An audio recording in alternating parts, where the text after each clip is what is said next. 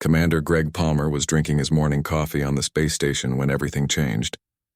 He looked out the window at Earth spinning slowly below. It was a normal Tuesday morning, or so he thought. The station called Horizon Edge had been quiet for 3 years. Greg and his team watched the stars and listened for signals from deep space. Nothing ever happened. Then every alarm in the station started screaming at once. Greg dropped his coffee cup. It floated away in the low gravity. He pushed himself toward the main control room, where Lieutenant Amy Brooks was already at her station. Her face was pale and her hands were shaking. "Commander, we have contacts. Lots of them." "They just appeared out of nowhere," Amy said. Her voice cracked with fear. Greg looked at the main screen. His stomach dropped.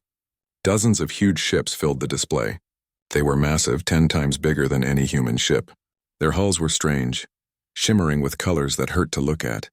They had just appeared at the edge of the solar system like magic. "Try to talk to them," Greg ordered. He tried to keep his voice calm even though his heart was pounding. Amy sent out every kind of message humans had prepared for meeting aliens. She sent math problems. She sent pictures. She sent greetings in 100 different languages. Nothing came back.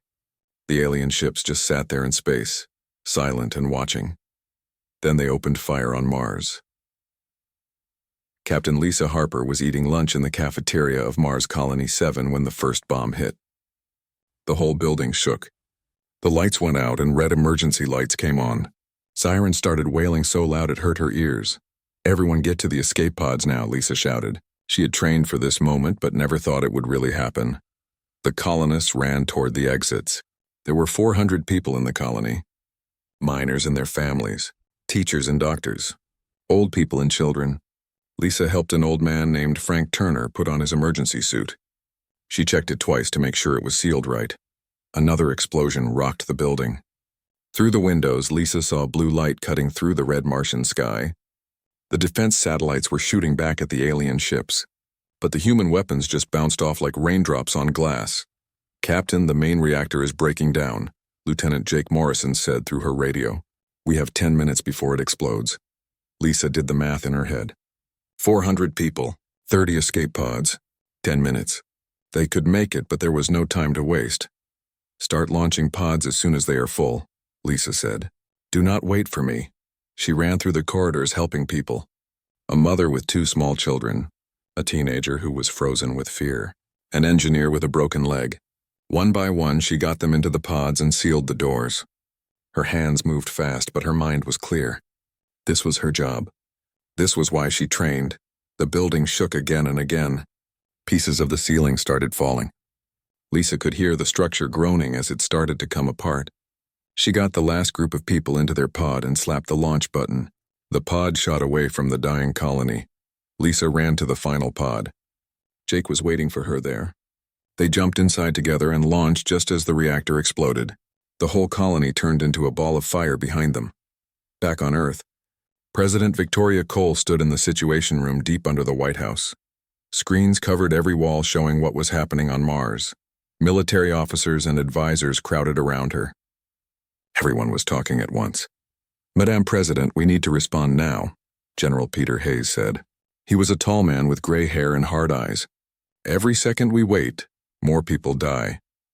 Victoria watched another explosion bloom on Mars. The images were 2 minutes old because of the distance, but they felt immediate and terrible. She had been president for 3 years. She had dealt with economic problems and political fights, but nothing had prepared her for this. "What can we do?" she asked. "The Earth Defense Fleet is ready," Admiral Kevin Grant reported. He pulled up a display showing 60 warships in orbit around Earth. "We can reach Mars in 4 hours. We also have the Phoenix Project." Victoria knew about Phoenix. It was humanity's secret weapon, built in hiding over 10 years. Scientists said it could tap the power of the sun itself and turn it into a weapon, but it had never been tested at full power. Nobody knew if it would really work. "How long until the fleet can fight?" Victoria asked. 4 hours to reach Mars orbit, Madam President." Victoria made her choice. It was the hardest thing she had ever done. "Send the fleet and get Phoenix ready. If those alien ships come toward Earth, I want every option available." Above Mars, the last escape pods broke away from the planet. Lisa Harper pressed her face against the small window and watched her home of 5 years disappear in nuclear fire. Around her, families held each other and cried. Children asked questions their parents could not answer. An old woman named Margaret Foster prayed quietly. Lisa turned on her radio to talk to the other pods. "This is Captain Harper. I know everyone is scared. I am scared too. But I want you to remember something. We did not get to Mars by giving up. We did not build homes on other worlds because it was easy. We did it because when we are pushed, we push back harder." She looked out at the stars. "Those alien ships made a mistake today. They think we are weak because they have bigger guns and faster ships. They are about to learn that humans do not measure strength by the size of weapons. We measure it by what we are willing to fight for. Right now we are fighting for everything." The Earth Defense Fleet came out from behind the moon like silver arrows. 60 warships, each one built by human hands and human minds, burned toward Mars at maximum speed. On the flagship Unity, Admiral Kevin Grant stood on the bridge and watched the tactical display. He had been in the military for 40 years. He had trained for war but never thought he would see one like this. "All ships, battle formation Delta," he ordered. "Target the alien ships. Remember your training." The alien vessels turned to face the human fleet. They were bigger and more advanced, but the humans were angry and determined. The first battle between humanity and an alien species began in the cold dark between Mars and Earth. Energy weapons lit up the void. Missiles streaked through space, and both sides learned that this war would not be easy for anyone. The battle lasted 18 hours and felt like 18 years. Lieutenant Commander Danny Sullivan had never seen anything like it. His fighter was called a Sparrow, small and fast. He flew through space while alien weapons painted the darkness with deadly blue light. His squadron, called the Ghost Riders, had already lost 3 pilots in the first 30 minutes. 3 friends gone in bright flashes of light. Break left, his wingman Lieutenant Claire Davis screamed through the radio. Danny pulled his control stick hard. A blue energy bolt missed his cockpit by just a few meters. He could feel the heat through his suit even in the cold of space. "I got him," Claire called out. Her fighter looped in a move that would be impossible on Earth. She came up behind the alien fighter that had almost killed Danny. Her missiles launched, and the enemy ship exploded into pieces. "Thanks. I owe you one," Danny said. He was already looking for his next target. "You owe me 5 now," Claire said. "But who is counting?" The alien ships were fast, but human pilots were faster. Humans had been flying in the air for hundreds of years. They knew how to move in 3 dimensions. They knew how to think ahead and trick their enemies. The aliens flew in straight lines and predictable patterns. They trusted their shields too much. Human pilots learned to find every weakness and use it. On the flagship Unity, Admiral Grant watched his screens with a hard face. The fleet was holding, but the cost was terrible. 6 ships were already destroyed. Thousands of people dead in seconds when alien weapons punched through armor like paper. Each lost ship felt like a punch to his gut, but he could not show it. His crew needed him to be strong. "Admiral, the big enemy ship is charging its main weapon," Commander Helen Price reported. She was his tactical officer, good at her job and calm under pressure. Energy readings are off the scale. Grant had seen this before. The alien capital ships had a weapon that could cut a human destroyer in half. It took time to charge, but once it fired, nothing could stop it. "All ships, scatter pattern Omega," Grant ordered. "Make them work for it." The human fleet broke apart. Ships accelerated in different directions like birds scattering from a hawk. The alien dreadnought fired. A lance of pure energy crossed the void and hit the human cruiser Defiant. The ship simply stopped existing. 300 people turned to gas and debris in 1 second. Grant felt each death like a knife in his chest, but he could not stop, could not grieve. "Not yet. Focus all fire on that dreadnought," he ordered. "All railguns, maximum power. I want that thing crippled." Human railguns were simple weapons. They used magnets to throw metal rods at incredible speed. The aliens could not easily dodge something moving that fast. The rod slammed into the dreadnought shields again and again. For the first time, the shields started to flicker and fade. Again, Grant ordered, "Pour everything into it." On Earth, President Victoria Cole had not slept in 24 hours. The Situation Room had become her whole world. Screens showed the battle happening near Mars. Reports came in from everywhere. Some alien ships were moving toward the moons of Jupiter. The main alien fleet was still fighting the human ships. "Madam President, we are getting a transmission," Martin Lee said suddenly. He was her communications director, young and smart. "It is from the alien fleet." The room went silent. Everyone stopped talking. Victoria stood up straight and pulled her jacket down. "Put it through." The main screen changed. An alien face appeared. It looked almost human, but wrong. Its skin looked like crystal, shifting through different colors. Its eyes were huge and had many parts like an insect. When it spoke, the words came out in perfect English somehow. Humans of Earth. You live on worlds that belong to the collective. Your presence here violates ancient territorial claims. Surrender and your species will be preserved. Resist and you will be eliminated. Victoria felt cold anger flowing through her veins. She stepped closer to the screen. This is President Victoria Cole of the United Earth Government. These worlds belong to us. We built our homes here with our own hands. We never saw you before today. We do not recognize any claim that comes with an unprovoked attack. The alien tilted its head like it was confused or amused. You are a young species. You do not understand the rules of this galaxy. Might determines right. Submit or die. Then I guess we will die fighting, Victoria said coldly. Because humanity does not submit. Ever. She cut the transmission and turned to her advisors. Activate Phoenix, she ordered. It is time to show them what humans can do when we are angry. The Phoenix project was built on Mercury, the planet closest to the sun. Dr. Nathan Cross stood in the control center with his hands shaking.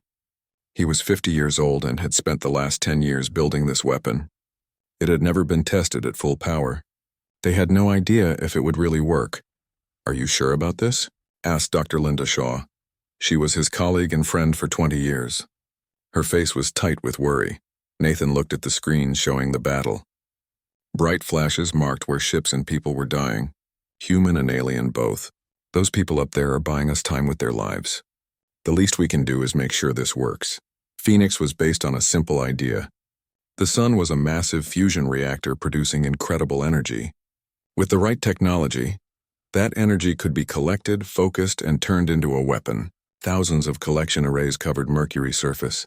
They gathered sunlight and channeled it into focusing mirrors. Phoenix is online, Nathan reported. His voice shook despite his effort to sound calm. Targeting the enemy dreadnought. Firing in 3, 2, 1. A beam of light brighter than anything humanity had ever created shot across space. It took several minutes to reach Mars, but when it hit the alien dreadnought, the effect was instant.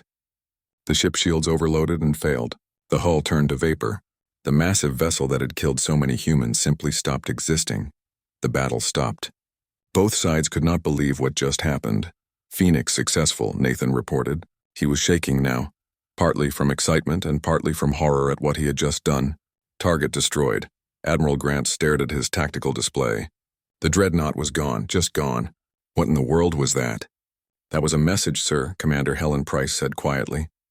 That was humanity sending a message. The alien fleet started to retreat. One by one, the ships jumped into faster-than-light travel and disappeared. Within an hour, only debris and dead ships remained near Mars, pieces of metal and plastic floating in the void. Each piece had been part of someone's ship, someone home. Humanity had won its first battle against the aliens, but everyone knew this was just the beginning. The collective had retreated, but they would be back. And next time they would come prepared for Phoenix. Next time they would bring more ships and better weapons. Admiral Grant sat in his command chair feeling suddenly exhausted. Around him, his crew worked to collect survivors from damaged ships. Medical teams prepared for the wounded. Engineers assessed damage to the fleet. Get me casualty reports, Grant said quietly, and start recovery operations. Everyone gets brought home. The final count was terrible. 8 ships destroyed. Over 5,000 people dead. Twice that many wounded.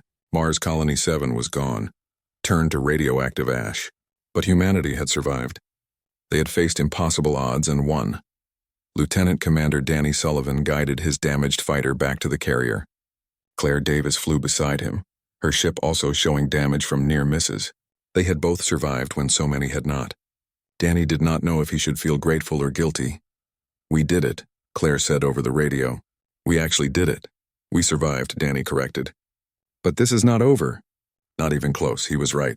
As the human fleet regrouped and began the long journey back to Earth, everyone knew the truth. The collective would return. They had been surprised this time.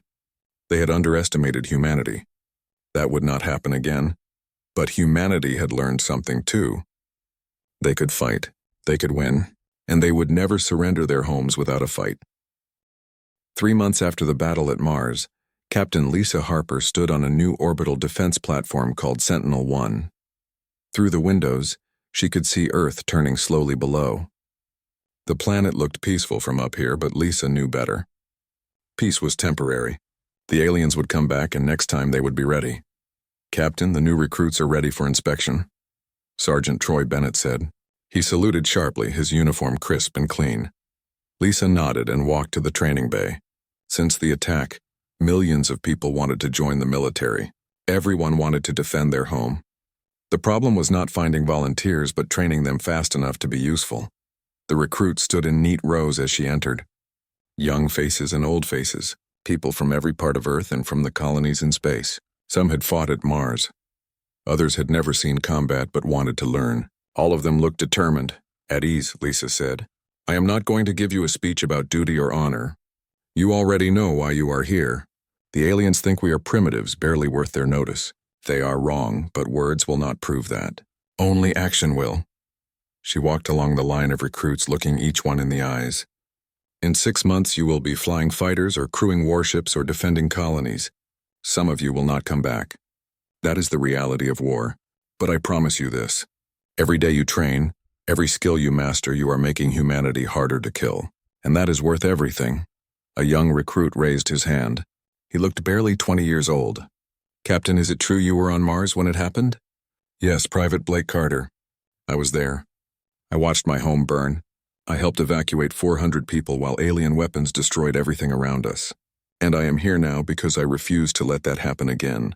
None of us can change the past, but we can shape the future." The recruits absorbed her words. Lisa could see their resolve strengthening. They reminded her of herself 3 months ago, angry and scared but determined to fight back. Deep underground in Colorado, Dr. Nathan Cross worked with his team to improve Phoenix and develop new weapons. The first victory had bought them time, but the energy requirements were enormous. They could fire Phoenix maybe twice more before needing weeks to recharge.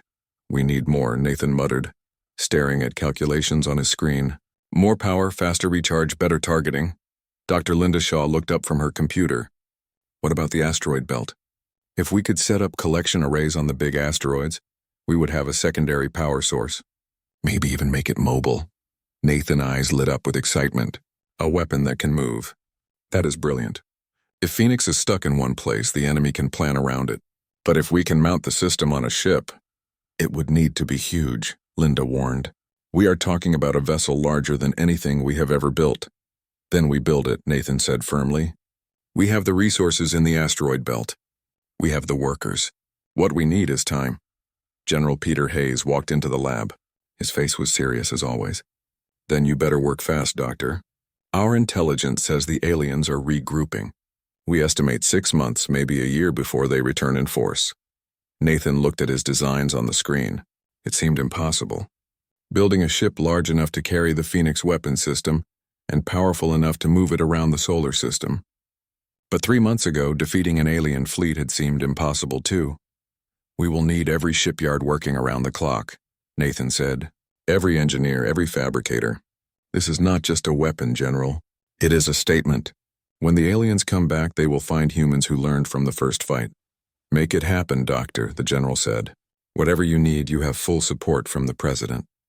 On Mars, people were already rebuilding. The survivors of Colony 7 worked alongside construction teams to create a new settlement. They called it Phoenix City, a name that meant rebirth and hope. Jake Morrison supervised the installation of new defensive systems, missile batteries, energy shields, underground bunkers that could protect thousands.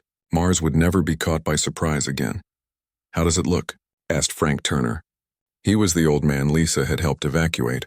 He had insisted on returning to Mars, saying it was his home and no aliens would scare him away. "Solid," Jake replied. "We could hold off a small fleet with what we are installing. And if things go bad, the evacuation systems can get everyone out in under an hour." Frank nodded with approval. "Good. Those crystal-faced aliens want another fight. We will give them one they will never forget." In space, the shipyards around Earth, the Moon, and Mars worked constantly. New warships took shape, incorporating lessons learned from the first battle. Stronger armor, more powerful weapons, better shields. The designers created new classes of ships: Zeus-class destroyers, Titan-class cruisers, and massive Olympus-class carriers that could deploy hundreds of fighters. Admiral Kevin Grant oversaw the fleet expansion from the Unity. The flagship had survived the battle at Mars but carried scars from the fighting. Grant had been promoted to Fleet Admiral, given command of all human military forces in the solar system. "We are building something unprecedented," Commander Helen Price told him during a strategy meeting. "In less than a year, we have increased our military capacity by 300%. "It is not enough," Grant said, studying tactical projections on his screen. "The aliens have technology we barely understand. Faster than light travel. Energy weapons that make ours look like toys. We are playing catch-up." "But we are learning," Helen countered. "The engineers have been analyzing the wreckage from Mars. We are starting to understand their shield frequencies, their weapon signatures. It gives us an edge." Grant nodded slowly. "Every advantage matters. When they come back, and they will come back, we need to hit them so hard they will think twice about humanity." Lieutenant Commander Danny Sullivan and Lieutenant Claire Davis were now training the next generation of fighter pilots. Their simulator sessions were legendary for being difficult, pushing recruits to their absolute limits. "You are dead," Danny said flatly to a struggling pilot. "That move left your belly exposed for 3 full seconds. In real combat, you are debris." The recruit was a determined woman named Katie Ross. She gritted her teeth. "Let me try again, sir." "That is the 5th time today," Claire pointed out. "Maybe you need a different approach." "Then I will fail 500 times until I get it right," Katie shot back. "Those aliens do not get to win because I gave up." Danny and Claire exchanged glances. Danny smiled slightly. "All right, Ross, reset the simulation. But this time I am flying against you personally." Katie's eyes widened, but she nodded firmly. "Bring it on, sir." As months passed, humanity transformed. It was not just about weapons and ships. Scientists pushed the boundaries of physics. Doctors developed new treatments for injuries. Engineers designed habitats that could survive orbital attacks. Farmers increased food production to feed the growing military and colonies. Every person on Earth and in the colonies understood they were part of something larger. This was not just one nation fighting for survival. It was the entire species united against an existential threat. President Victoria Cole addressed the United Earth government on the 6-month anniversary of first contact. 6 months ago, we were attacked without warning. We lost thousands of brave people at Mars Colony 7, and in the battle that followed. Their sacrifice will never be forgotten. But from that tragedy, we found strength we did not know we possessed. We came together not as separate nations, but as one species with one purpose: survival and defense of our home. She paused, looking directly into the camera that broadcast her words across the solar system. The aliens who attacked us made a mistake. They assumed that because they had superior technology, they had already won. They did not account for human stubbornness, human creativity, human courage. In the coming months they will return, and when they do, they will find a species that learned, adapted, and prepared. They wanted a war. We are going to give them one. The speech resonated with everyone who heard it. Hope mixed with determination, fear tempered by resolve. Humanity was ready, or at least as ready as they could be. In the asteroid belt, construction began on the mobile weapon platform called the Phoenix Carrier. It was an engineering marvel, a ship the size of a small city. It could generate and fire the Phoenix weapon while moving through space. Dr. Nathan Cross personally oversaw every aspect of its construction. "This is humanity future," he told his team during a long night of work. "Not just a weapon, but a symbol. We are not just defending our solar system. We are announcing to the galaxy that humanity is here to stay." The long night of preparation continued. Training, building, learning, improving. Everyone knew that when dawn came, it would bring fire and death. But humanity would be ready to face it. The warning came from the deep space monitoring station called Watchdog 3. Lieutenant Amy Brooks was on duty when the sensors detected the familiar signatures. Her hands froze over her keyboard. Her breath caught in her throat. "Oh God," she whispered. "They are back." Within minutes, every military base in the solar system went to full alert. Sirens wailed on Earth, Mars, and the Moon. Pilots ran to their fighters. Ship crews rushed to battle stations. Everyone had trained for this moment. Now it was here. This time the alien fleet was massive. Hundreds of ships, maybe thousands. They appeared at the edge of the solar system, their hulls gleaming in the starlight. They did not rush forward like last time. They moved slowly, deliberately, like they had all the time in the world. Admiral Kevin Grant stood on the bridge of the Unity, surrounded by the most powerful fleet humanity had ever built. 300 warships, countless fighters, and the Phoenix carrier at the center of it all. Every ship was crewed by veterans of Mars or recruits who had trained for 6 months straight for this moment. All ships, battle formation Prometheus, Grant ordered. His voice was calm and steady. Hold position at the designated coordinates. Make them come to us. The alien fleet advanced through space like a slow tide. As they drew closer, a transmission came through. The same crystalline alien from before appeared on screens across the human fleet. Its multifaceted eyes seemed to look at everyone at once. Humans, you survived our preliminary assessment. Unexpected but irrelevant. This fleet represents less than 1% of the collective military power. Surrender now and your deaths will be swift. President Victoria Cole watched from the command center on Earth. She had not slept much in the past week. Dark circles shadowed her eyes, but her voice was firm when she authorized the response. Admiral Grant delivered it personally. This is Fleet Admiral Kevin Grant of the United Earth Defense Force. You came to our home and attacked without provocation. You murdered our people and threatened our species. Now you are back expecting us to bow down. I have a message from humanity. Come and take it. The transmission ended. For a long moment, nothing happened. Space was silent and still. Then the alien fleet opened fire and hell erupted across the void. The Battle of Neptune began with fury that made Mars look like a small skirmish. Energy weapons painted the darkness with deadly colors. Missiles streaked through space, leaving trails of fire. Human railguns hurled metal projectiles at speeds that bent physics. The battle was silent in the vacuum, but deafening to everyone inside their ships. Captain Lisa Harper commanded the defensive platform Sentinel-1, coordinating fighter squadrons and directing fire from massive weapon arrays. Her screen showed chaos.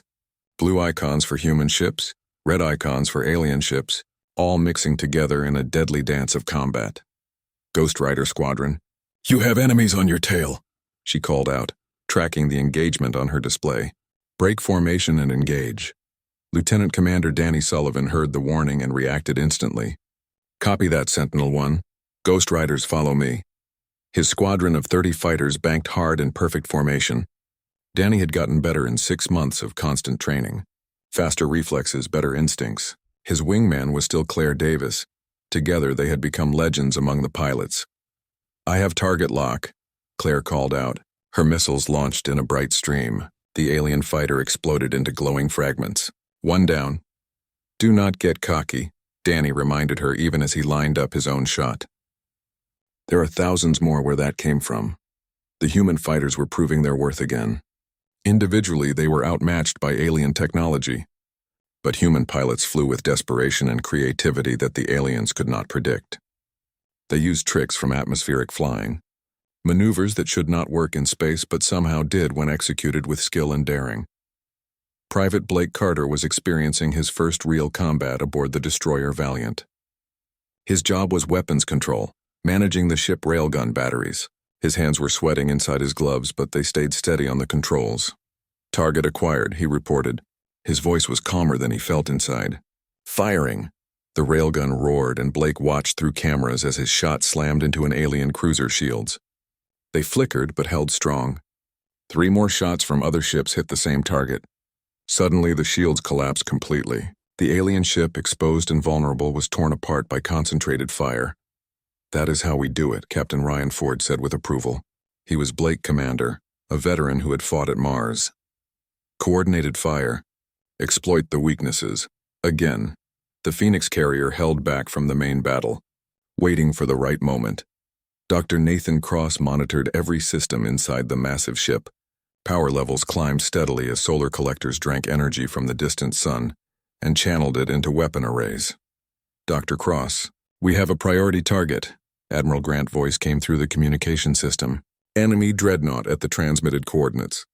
That ship is destroying our left flank. Nathan checked his screens.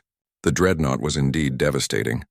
Its main weapon had already destroyed 2 human cruisers, turning them into expanding clouds of gas and metal. Phoenix carrier is ready. Firing now. The beam that erupted from the Phoenix carrier was even more powerful than before. It crossed space in seconds. The alien dreadnought shields lasted only a moment before collapsing.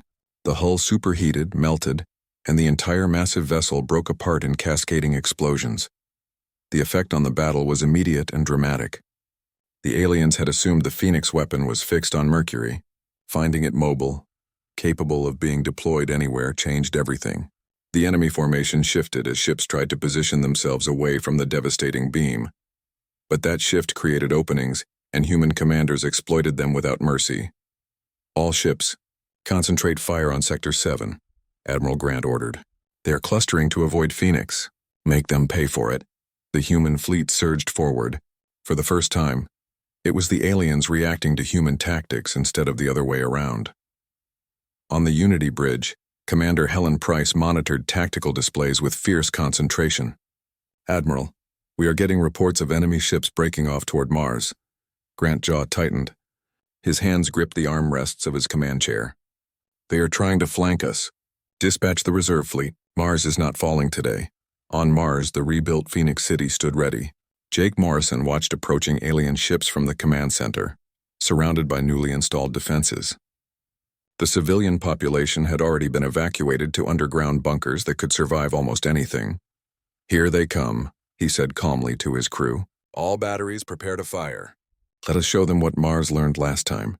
The missile batteries opened fire first. Hundreds of projectiles streaked toward the alien ships like angry hornets. The aliens fired back. Energy weapons scorched the Martian surface, turning sand to glass. But this time the colony had shields, and the shields held. Return fire with all weapons, Jake ordered. The defensive platforms armed with railguns and energy weapons opened up. One alien ship took critical damage and began spinning out of control. Its trajectory carried it into another enemy vessel. Both ships collided in a spectacular explosion that lit up the Martian sky. That is for Colony 7, Jake muttered with grim satisfaction. Frank Turner manned one of the defensive stations despite his age. When the collision happened, he whooped with excitement. Did you see that? These youngsters got nothing on human stubbornness. The reserve fleet commanded by Captain Linda Porter arrived at Mars in time to catch the alien flanking force between two fires. The Second Battle of Mars lasted 3 brutal hours. When it was over, the alien ships retreated, leaving debris and the still-standing Phoenix City behind. Back at Neptune, the main battle raged on without pause. The human fleet had lost 30 ships and thousands of lives, but they had destroyed over 100 alien vessels. The tide was turning, but the cost was devastating. Katie Ross, the pilot who had failed simulations hundreds of times before succeeding, found herself in a fight with 3 alien fighters. Her heart hammered, but her training took over. She remembered everything Danny and Claire had taught her. She feinted left, broke right, came up under one alien. Her guns fired and the enemy ship disintegrated. 2 more, she muttered, already moving. Just 2 more. She did not escape unharmed. An alien weapon clipped her wing. Her Sparrow started venting atmosphere into space. But before she ejected, she lined up one final shot and destroyed a second alien fighter. Her ejection pod launched just as her ship exploded. She watched the battle continue from the relative safety of the rescue beacon, waiting for pickup. Admiral Grant reviewed battle data and made a critical decision. All ships execute Operation Thunderstrike.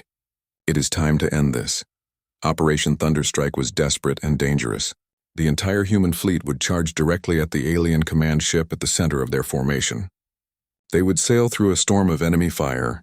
Losses would be catastrophic. But if they could destroy the command ship, the alien fleet might lose coordination. This is it, Grant said to his crew. For Earth, for Mars, for every human who ever looked at stars and dreamed. Full speed ahead. The Unity led the charge with 300 ships following. The aliens fired everything. Human. The solar system fell quiet after the Battle of Neptune. It was a heavy silence filled with loss and relief mixed together. President Victoria Cole stood before the memorial wall in Washington, where names of every person who died defending humanity were being carved into stone. The wall stretched for 1 kilometer and would need to be expanded soon. So many, she whispered. Her hand touched a name at random. Lieutenant Angela Martinez died aboard the Defiance, 23 years old. Victoria would never know that person's story, their dreams, their hopes. But she would remember the sacrifice forever. Behind her, General Peter Hayes waited respectfully. He cleared his throat gently. Madam President, the delegation has arrived. Victoria turned around. The aliens? No, ma'am. The delegation from our colonies. They want to discuss the future. The meeting took place in the new United Solar Assembly, a vast chamber built to hold representatives from Earth, the Moon, Mars, the asteroid colonies, and the outer system stations. It was the first true gathering of all human settlements. Since before the war started, Captain Lisa Harper represented Mars. She still wore her military uniform, though people had offered her political positions. Jake Morrison stood beside her along with Frank Turner, who had become a symbol of Martian strength and stubbornness. Admiral Kevin Grant represented the military. Dr. Nathan Cross and Dr. Linda Shaw represented the scientific community. Dozens of others filled the assembly. Miners, farmers, ship captains, teachers, doctors. People from every walk of life. Victoria Cole took the stage at the front of the chamber. 6 months ago, we faced destruction. The collective came to our home with overwhelming force, expecting us to surrender or die. We chose neither option. We fought and we won. But victory came at a price we are still counting. She paused and looked out at the assembly. Every face was tired but determined. The question before us now is simple but profound. What happens next? Do we wait for the next attack? Do we push outward into space? Do we try to contact other alien species? The decisions we make today will shape humanity's future for generations to come.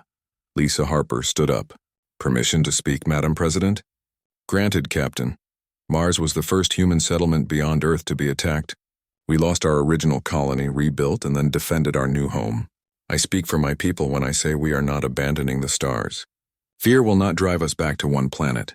We spread across the solar system because we are explorers. That did not change when the aliens arrived. It never will. Murmurs of agreement rippled through the assembly. People nodded and whispered to their neighbors. Dr. Nathan Cross stood next. I agree with Captain Harper completely, but we need to be smart about expansion. The collective has technology centuries beyond ours. We won these battles through stubbornness and creativity, but we cannot rely on that forever. We need to push our science forward, study what we captured from the aliens, develop new technologies. The Phoenix carrier was just the beginning of what we can achieve. Admiral Grant added his thoughts. From a military perspective, we need to establish defenses beyond the solar system. Early warning stations, automated platforms. If the collective returns, we need to meet them farther from our homes, and we need to consider something else. The collective claimed these worlds belong to them based on ancient rights. That suggests there are rules to this galaxy, politics we do not understand. We need information and intelligence. You are suggesting we seek out other alien species? Victoria asked carefully. I am suggesting we learn as much as we can about the galaxy we live in. Grant replied. Knowledge means survival. The assembly debated for hours. Voices rose and fell. Arguments were made and countered. But eventually a consensus emerged. Humanity would not retreat or hide. The colonies would be expanded and fortified. Scientific research would intensify, particularly in faster-than-light travel and energy weapons. And a new military branch would be created. The Deep Space Reconnaissance Fleet, tasked with exploring beyond the solar system and gathering intelligence about the galaxy.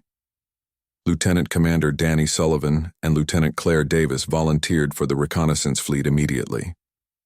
They had seen enough war to last forever, but they were pilots at heart. The thought of exploring the unknown was irresistible. You know this is crazy, right?